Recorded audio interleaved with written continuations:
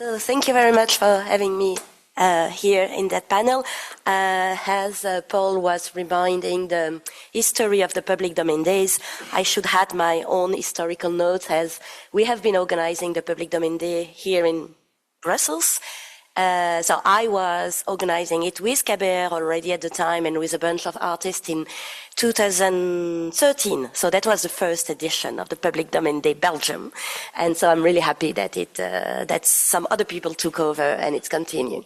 Okay, so I'm sorry for my voice. I've been a bit ill, so I hope that it will be all right for you. So my specific point is about the territorial fragmentation of the public domain and how the rules actually, as they are set up in Europe but elsewhere in the world, makes the public domain a space where nothing is certain, but where the duration of copyright varies, and that has an effect on the public domain. And it has been mentioned already by some.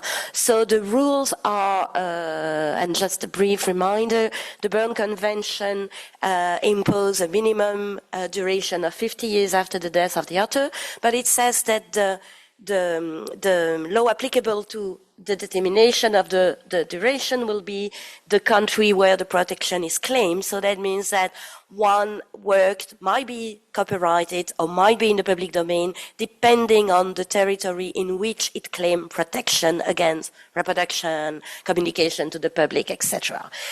So that means that actually the durations have been different in many countries. It's less and less different in a way than it used to be 20 years ago. So in yellow, you have the countries, they know the minimal term of the Berne Convention, so the life plus 50 years. In orange, mustard, you have the 70 years after the death of the author. That is now rather prominent in the world. And then you have some oddities. And you have, for instance, the big champion is Mexico, that knows a life plus 100 years of protection. So, for instance, the works of Frida Kahlo that we had celebrated last year because she died in 1954 and her works entered in the public domain last January are still protected in Mexico for a further 30 years, 29 years, actually.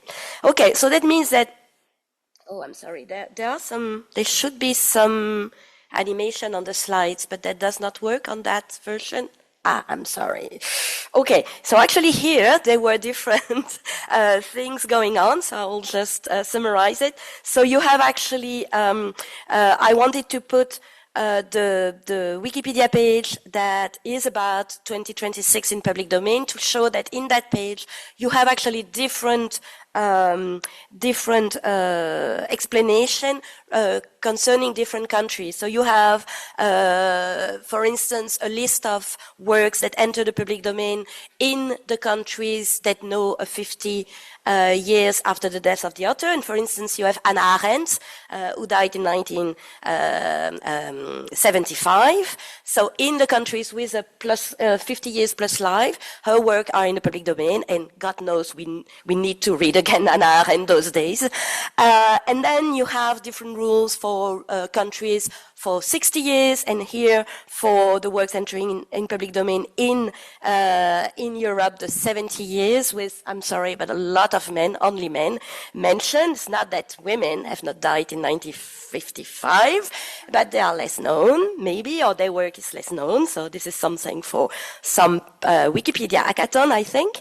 And in the United States, you have different rules, because in the United States, the work that enter in the public domain on the 1st of January 2026 are works, for most parts, it's a bit complicated, but they are works that have been published in 1930. So you have, for instance, a lot of works published in 1930 with a different rule for sound recordings. And so this is completely different, which means that, for instance, if we take some example, like this painting by Sophie Tauber-Arp, that is set to enter in the public domain in the US in January. This is in the public domain in the US, and it is in the public domain in Europe for a few years because she died in 1943. For Betty Boop, the characters enters the public domain in the US. It should not enter in the public domain in the EU because her author has died in 90 at a very old age.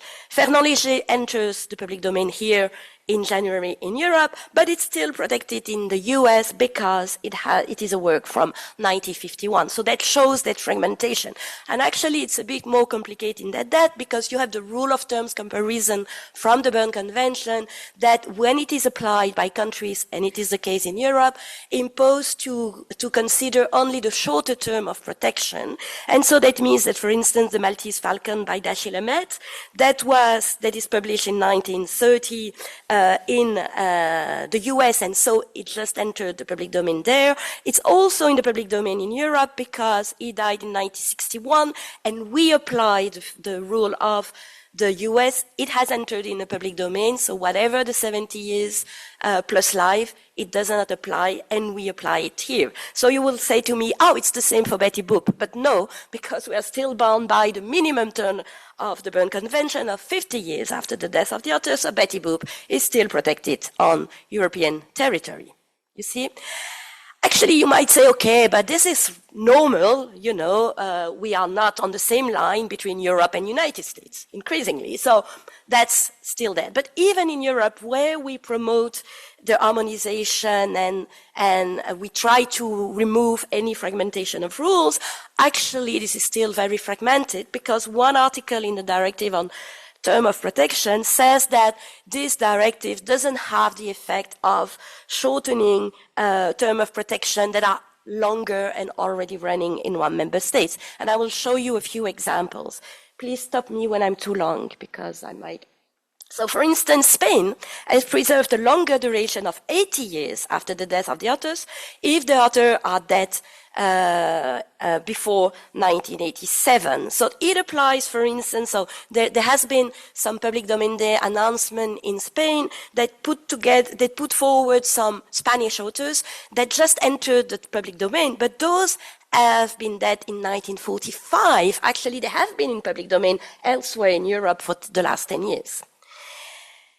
In France, we have this very strange rule of wartime extensions and the author's death for France. And I already gave the example last year for Saint-Exupéry and The Little Prince, that actually The Little Prince is still protected in France because of those rules. And I leave you read them. I won't explain them. It's still protected until the end of April 2033.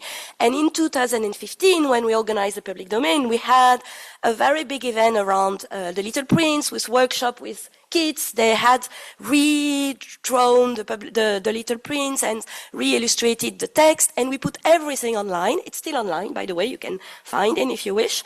And we put online the Little Prince, etc. And 2 weeks afterwards, the Public Domain Day in France, just on their website, they put an hyperlink to the Belgium website, and they were blocked by the publisher that immediately say, you cannot put an hyperlink to the Belgian website because it will be accessible in France, and in France it's still protected.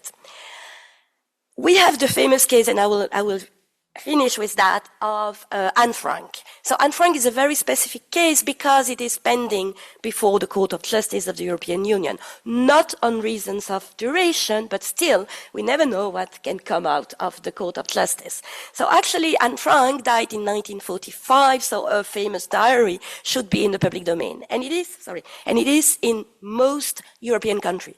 But there are still a rule in many countries in Europe that grant terms of 50 years after publication for posthumous works, or at least that rule existed before the term directive, and that rule meant that the original version of the diary that was only published in 1986, because what we knew before, what I read when I was young, was the version redrafted by her father. And so the original work was republished after the death of her father and in 1986. So if we count these 50 years after publication, it's still protected until 2037. We have had some countries that said that, for instance, in Belgium, it said it doesn't apply anymore. So we apply the 70 years after the death of Anne Frank. So it's in the public domain. But in the Netherlands, there has been a court case saying, no, it's still protected by copyright. So what happens is that we have the Anne Frank Stichting that gave the manuscript for research, and those manuscripts have been put on a website in Belgium, and this website actually put a geo-blocking mechanisms, and it says, say from what country you are, to see whether you can have access, whether this work is still in copyright or in the public domain. So if you click, if you are in the list of countries, and Belgium is, if you click I'm from that list, I'm from Belgium, you get access to the manuscripts, to the original manuscripts. But if you do that, and I did that from France, or if you do that from the Netherlands, you will be blocked. And they will say, I'm sorry, but you cannot get access. And actually, the court case in the Netherlands asked for a reference to the Court of Justice, because it asked to the Court of Justice, so not questions on durations and the fragmentation of duration, which is a pity, I think, but they ask, is this internet publication to be regarded as a communication to the public only in the countries that are targeted? So here there is a list of countries where that work can be accessible, and in those states the work is in public domain, and in other countries still in copyright. So what do we do with that? Is it enough to put a geo-blocking measure, or because some people can use a VPN to circumvent that geo-blocking, is there an act of communication to the public from that website? So the opinion of the Advocate General was supposed to be released today. I've checked just before. It has not been yet, so maybe later today, to see whether they will, maybe we know that Advocate General sometimes take questions they have not been asked, so maybe he will say something about the duration. But remember that the Copyright Terms Directive, the objective was to remove all rules that would impede free movement of goods and freedom to provide services in the common market. But here we cannot provide a good that is in the public domain in a completely free way because of these subsisting differences in term duration. So my recommendation would be, and very shortly, the fact that international harmonization of rules is completely unfeasible and illusory. So I will not go there. We will never have the same rule everywhere in the world. What about Europe? It should be desirable, but it might be difficult, because how do we revise the Copyright Term Directive? How do we reduce the expectation of some authors, Spanish authors, for instance, or some right owners, to whom we have promised, or some countries have promised, a longer term? So what do we do? Do we do like the case pending before the Court of Justice through the territoriality of exploitation? Do we say that the applicable law is only the law of the targeted states? Do we try to impose some rule of non-liability? If you think reasonably that the work is in the public domain because of the 70 plus life duration. Did you know about wartime extension in France before today? If you're not a specialist, most people would not know. Maybe legal scholars, maybe copyright experts, but otherwise people would not know and would put works online thinking with good faith that they are in the public domain. So the point is that, again, because we look at the public domain from what is left from copyright protection, we are stuck, because we cannot impose a rule that is applicable for the public domain as such without actually taking it from the first application of copyright rules. That's all.